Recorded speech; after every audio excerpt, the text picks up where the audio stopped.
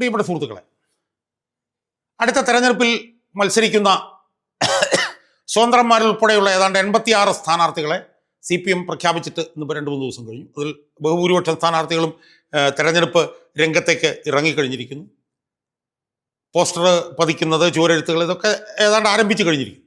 പ്രത്യേകിച്ച് ഇത്തവണത്തെ തെരഞ്ഞെടുപ്പ് പ്രചരണത്തിന് കുറച്ച് സമയമേ ഉള്ളൂ എന്നുള്ളത് കൊണ്ട് എത്രയും പെട്ടെന്ന് സ്ഥാനാർത്ഥികൾ അവരുടെ മണ്ഡലങ്ങളിലേക്ക് ഇറങ്ങിക്കഴിഞ്ഞു. ആദ്യം തെരഞ്ഞെടുപ്പ് സ്ഥാനാർത്ഥികളെ പ്രഖ്യാപിച്ചത് CPM. സുഹൃത്തുക്കളെ, ഞാൻ ഈ സ്ഥാനാർത്ഥി പട്ടികയിലൂടെ എല്ലാം ഇങ്ങനെ പരതി നോക്കുമ്പോൾ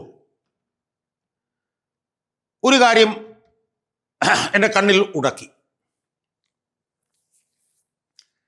എൻ്റെ ഓർമ്മ ശരിയാണെങ്കിൽ രണ്ടാമതും മൂന്നാമതും ഒക്കെ മത്സരിക്കുന്ന ഒരുപാട് MLA-മാർ പിന്നെ CPM-ൻ്റെതായിട്ടുണ്ട്.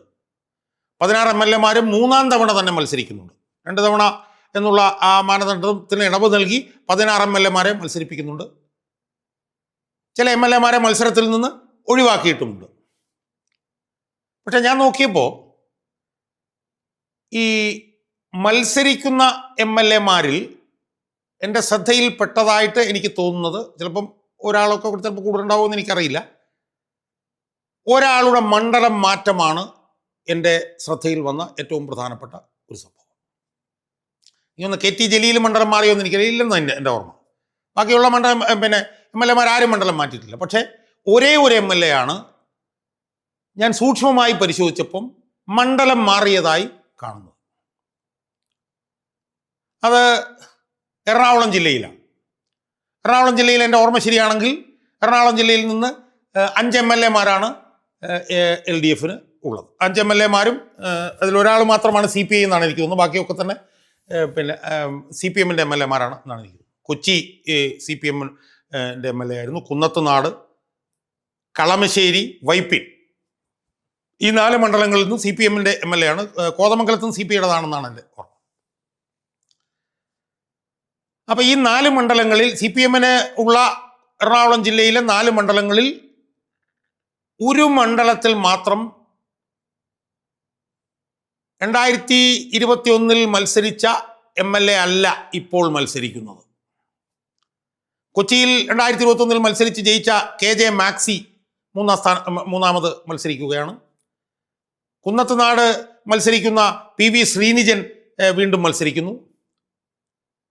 കളമശ്ശേരിയിൽ മത്സരിച്ചിരുന്ന P രാജീവ് വീണ്ടും മത്സരിക്കുന്നു. എന്നാൽ വൈപ്പിൻ എന്ന് പറഞ്ഞ മണ്ഡലത്തിൽ മത്സരിക്കുന്ന, അല്ലെങ്കിൽ 2021 ജയിച്ച KN ഉണ്ണികൃഷ്ണൻ എന്ന് പറഞ്ഞ CPM-ൻ്റെ MLA മാത്രം വൈപ്പിനിൽ നിന്ന് മാറി തൃപ്പൂണിത്തുറയിൽ മത്സരിക്കുന്നു. അതൊരു അസ്വാഭാവികമാണല്ലോ എന്നെനിക്ക് തോന്നി. കാരണം ബാക്കി 3 MLA-മാരും അവിടെ തന്നെ മത്സരിക്കുകയാണ്. വൈപ്പിൻ MLA കുറിച്ചിട്ട് വൈപ്പിനിൽ ഒരുപാട് വികസന പ്രവർത്തനങ്ങളൊക്കെ നടത്തി വളരെ പ്രശസ്തനായിട്ടുള്ള ജനകീയനായിട്ടുള്ളൊരു MLA ആണ് എന്നാണ് നമ്മൾ മനസ്സിലാക്കിയിട്ടുള്ളത്. എന്നാൽ ആ മണ്ഡലത്തിലുള്ള വൈപ്പിനിലെ MLA ആയിട്ടുള്ള KN ഉണ്ണികൃഷ്ണനെ മാത്രം പാർട്ടി എടുത്ത് തൃപ്പൂണിത്തുറയിൽ കൊണ്ടുവന്ന് നിർത്തിയിരിക്കുന്നു. തൃപ്പൂണിത്തുറ CPM-നെ സംബന്ധിച്ചിടത്തോളം വളരെ പ്രധാനപ്പെട്ട ഒരു മണ്ഡലമാണ്. അവിടെ കഴിഞ്ഞവണ K ബാബുവാണ് ജയിച്ചത്. പക്ഷേ 2016 M സ്വരാജാണ് അവിടെ ജയിച്ചത്. അപ്പോൾ പിന്നെ തൃപ്പൂണിത്തുറ വളരെ പ്രധാനപ്പെട്ട ഒരു മണ്ഡലമാണ്. അവിടെ വിജയസാധ്യതയുള്ള പിന്നെ M സ്വരാജിനെ തന്നെ നിർത്തുമെന്നൊക്കെയാണ് നമ്മൾ വിചാരിച്ചത്. പക്ഷേ M സ്വരാജിന് സീറ്റ് നൽകിയില്ല. പക്ഷെ എൻ്റെ ശ്രദ്ധയിൽപ്പെട്ടൊരു പ്രധാനപ്പെട്ട വിഷയം എന്ന് പറയുന്നത്, എന്തുകൊണ്ടാണ് ഈ വൈപ്പിനിൽ നിന്നുള്ള ഈ KN ഉണ്ണികൃഷ്ണൻ എന്ന് പറഞ്ഞ MLA എടുത്ത് തൃപ്പൂണിത്തുറയിലേക്ക് കൊണ്ടുപോയത് എന്നത് എനിക്ക് എത്ര ആലോചിച്ചിട്ടും മനസ്സിലായില്ല.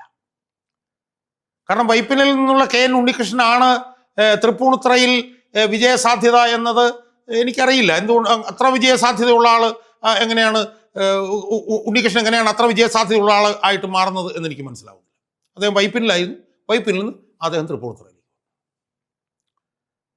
അദ്ദേഹം വൈപ്പിനിൽ വളരെ ജനകീയനായിരുന്നു എന്നൊക്കെയാണ് CPM-ൻ്റെ ആളുകൾ പറയുന്നത്. ഒരുപാട് വികസന പ്രവർത്തനങ്ങൾ നടത്തി എന്നൊക്കെ പറയുന്നുണ്ട്. പക്ഷെ അദ്ദേഹത്തെ മാത്രം എന്തുകൊണ്ട് അവിടുന്ന് മാറ്റി? അങ്ങനെ ഞാൻ ചിന്തിച്ച് പോയപ്പോഴാണ് ഈ കഴിഞ്ഞ വർഷം ഈ KN ഉണ്ണികൃഷ്ണനുമായി ബന്ധപ്പെട്ടുകൊണ്ട് ഉയർന്ന ഒരു വിവാദം ആണോ ഇതിൻ്റെ പിന്നിലുള്ളത് എന്നുള്ള സംശയം എന്നെ ബാധിച്ചു. ആ വിവാദത്തെക്കുറിച്ച് ഞാൻ പറയുമ്പോൾ ആ വിവാദത്തിൽ ഞാനും കൂടെ ഒരു പങ്കാളിയായിരുന്നു എന്നുള്ള കാര്യം ഞാൻ അപ്പോൾ ഓർത്തു. അന്ന് വൈപ്പിൻ MLA ആയിരുന്ന KN ഉണ്ണികൃഷ്ണനുമായി ബന്ധപ്പെട്ട് ഒരു വിവാദം ഉയർന്നു വന്നു. ആ വിവാദം എന്താണെന്ന് നിങ്ങൾക്കറിയാം എന്നുള്ളത് കൊണ്ട് ഞാൻ അതിലേക്ക് പോകുന്നില്ല. ആ വിവാദം ഏത് വിഷയത്തിലായിരുന്നു എന്നുള്ള കാര്യത്തിലേക്കും ഞാൻ പോകുന്നില്ല. കാരണം ആ വിവാദം ഏത് വിഷയത്തിലുള്ളതായിരുന്നു എന്നുള്ളത് നിങ്ങൾക്കറിയാം.